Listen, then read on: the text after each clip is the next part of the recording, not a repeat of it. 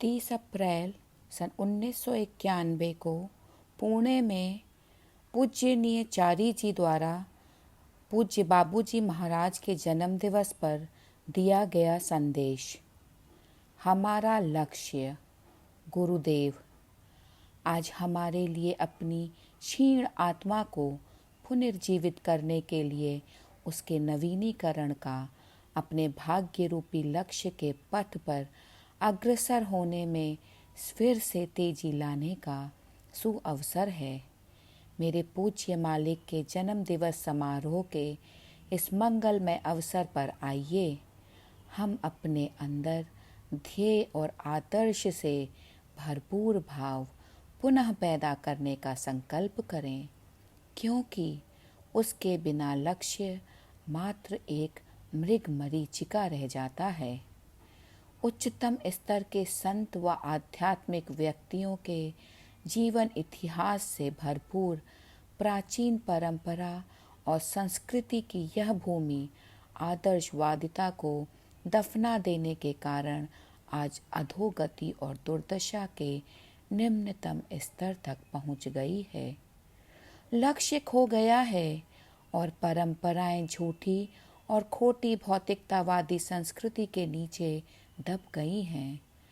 मानव जाति की इस पीढ़ी को और आने वाली पीढ़ियों को बचाने के लिए यह अनिवार्य है कि हम प्राचीन परंपराओं और गौरव को पुनः जीवित करें, केवल कविता व संगीत के माध्यम से नहीं, केवल इतिहास, कला व संस्कृति के पन्नों पर उन्हें लिख कर नहीं, बल्कि उन्हें हमारे अंदर आरोपित करके अपने आप को उस गौरव व संस्कृति का जीवंत उदाहरण बनाते हुए उन्हें वास्तविक तथ्यों के रूप में अपने अस्तित्व में पुनर्जीवित करना अत्यधिक आवश्यक है।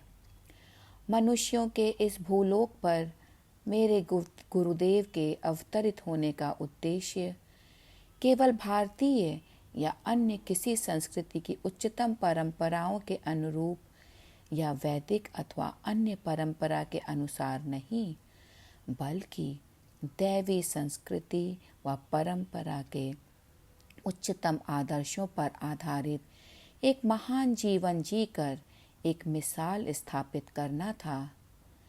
जब हम अपनी सांस्कृतिक पृष्ठभूमि और अपनी सभ्यता के आधार की ओर मुड़कर देखते हैं तो हम केवल अतीत की ओर देख रहे हैं। जब हम अपनी नज़र को दिव्यता पर स्थिर करते हुए उसको अपनी संस्कृति व सभ्यता का आधार मानते हैं, तब हम अपने उस लक्ष्य को निहार रहे हैं जो हमारे सामने है, जो अपने दिव्य आकर्षण द्वारा हमें अपनी ओर खींचेगा। इसी प्रयोजन से मेरे गुरुदेव ने इस धरती पर जन्म लिया। यदि हम उनके आदर्शों और मिसाल का अनुकरण करें तो हमारा अस्तित्व भ्रष्टता व भ्रम से भरा नहीं, बल्कि अर्थपूर्ण और उपलब्धियों से भरा होगा।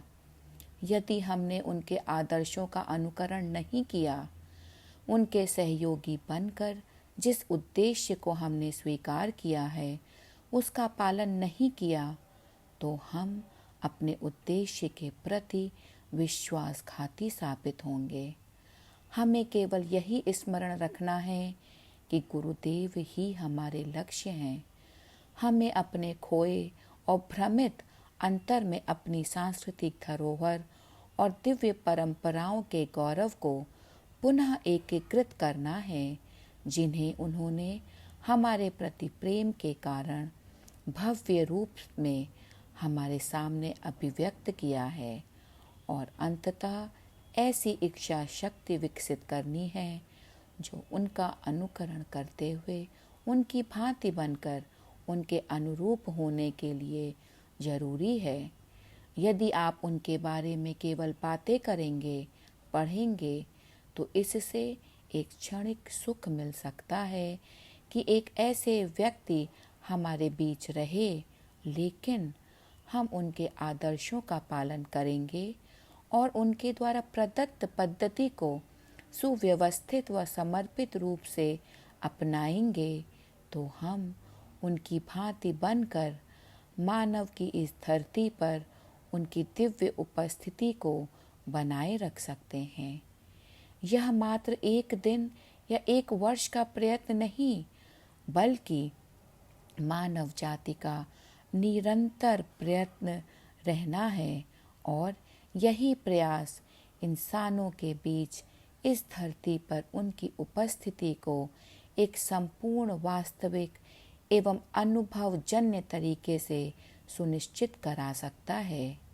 इंसान की कमजोरियों, चंचलताओं आदि को मद्देनजर रखते हुए हमारे ऊपर और आने वाली पीढ़ियों के ऊपर जो जिम्मेदारी डाली गई है वह बहुत ही भारी लगेगी, परंतु यदि हम धैर्य से काम लें और अपनी इच्छा शक्ति को विकसित करें तो हम देखेंगे कि यह यहाँ से अनंत तक उनकी उपस्थिति में विद्यमान मात्र एक कदम है।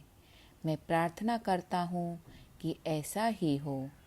इस मंगलमय अवसर पर वे हमें अपने उद्देश्य की दृढ़ता, लक्ष्य प्राप्ति के लिए समर्पण और मानव मात्र को प्रेम कर सकें।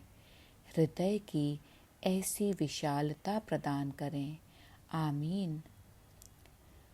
न केवल उनका प्रेम शाश्वत है, बल्कि उनकी उपस्थिति में हम भी किसी प्रकार शाश्वत बन जाते हैं, क्योंकि उनके प्रेम के लिए ना मृत्यु है, ना जीवन है और ना जीवनोपरांत कुछ है।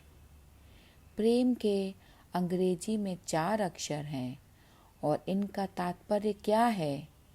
वे, मैं, मेरे प्रति उनका प्यार और उनके प्रति मेरा प्यार। धन्यवाद।